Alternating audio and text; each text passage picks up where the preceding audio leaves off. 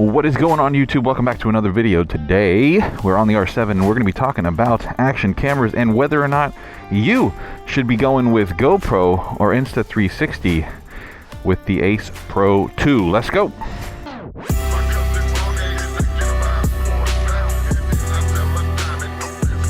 Alright, before we get into today's video, if you are new around here and you like this kind of content, don't forget to hit the subscribe to like to do the things that help me out. And if you are not new, thank you for still being here. Thank you for watching. And now today's video.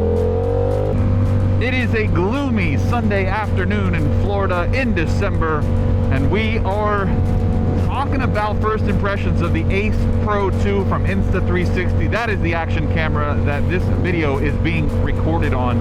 If you are a veteran of this channel, you know that I use GoPro primarily, have been for many years. While I did dabble with Insta360 a little while back, I specifically avoided the Ace Pro version 1 for several reasons. And the first reason being the fact that the field of view compared to the GoPro is just not great.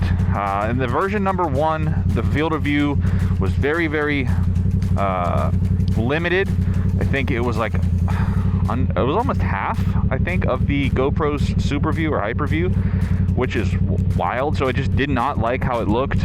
It was still a nice camera, nice setup, but just comparing the two at the time when version 1 came out, I just was not impressed with their action camera. Now, that is to say, I did use the 360 affiliated by Insta, and I do have to let you guys know that this video is also sponsored by them in the way that I was given the camera to test and review, right? So they're not paying me to say good things about it, just to use it.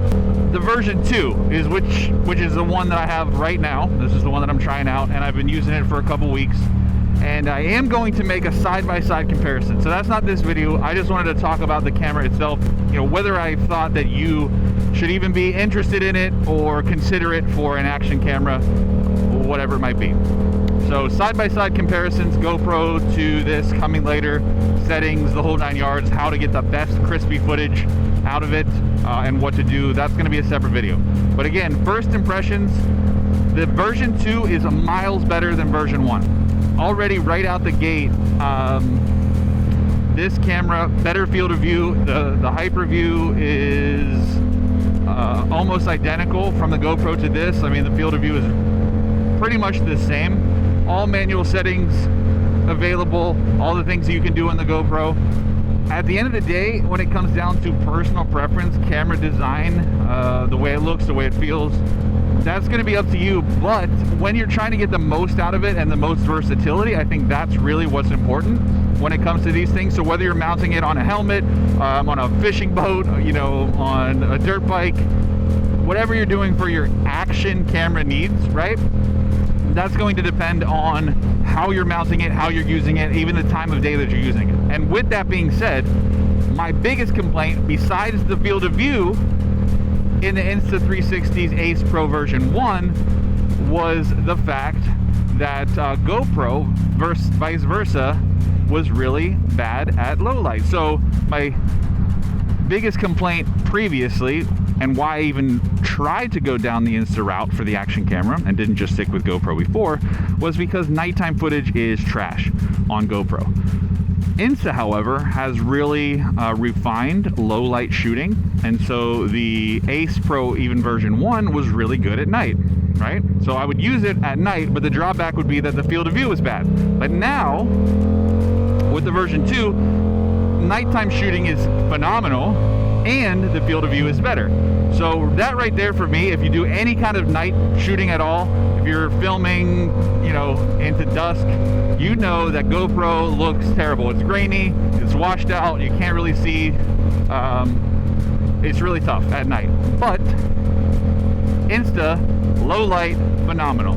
Colors are great, shadows are visible, really good for nighttime shooting. So that's a plus. Second plus, and why I think that Insta360 Ace Pro 2 does have a little bit of an edge over GoPro right now, is the fact that the camera itself is very, very conveniently set up. All of the pieces, the adapters, the plugs, everything is very convenient. With GoPro, you have this big like cage that has to go around it, and then the mic, like for vlogging, plugs into that, and then that gets mounted, and whenever you want to change batteries, you have to take the whole thing apart. Insta's done a great job with the Snap Connect, the magnetic snap. So it's a quick release. You can put the camera on and off, swap out the battery, all of that, and then the mic adapter just snaps into the side. So again, super convenient, right? Very easy to maneuver and to change things up on the fly, which is really important whenever you're out and you're changing batteries, and you don't want to take the time to unscrew the mount and then pop the case off. Like, GoPro really is behind when it comes to that. So just based on those two things alone, nighttime footage and maneuverability and just convenience of being able to access and attach and remove all of that stuff. I mean, even the fact that the quick release also comes with an L-shaped bracket that you can change from horizontal to vertical filming super easily, also super helpful. So Insta has that going for them big time when it comes to that reliability of your convenience, right? So big fan of the extras that you kind of get there, being able to maneuver it, put on the helmet, take it around, whatever it might be.